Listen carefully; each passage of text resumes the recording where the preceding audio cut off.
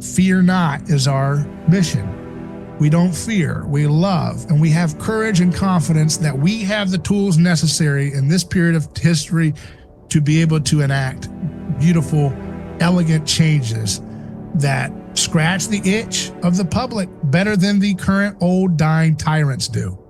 They will then listen to you all day long about spiritual nourishment and getting our heads out of, these mentally ill ideologies. And you'll find that once you get some of those beautiful down payments on the authority of Christ enacted in history, you'll then find that pushing up that rock is not that hard. Now it's going downhill very gently. You just push it and people start to naturally snowball mimetically on board with more beautiful ways of identity and relating to one another and being, made in this image of beauty that we're all called to be.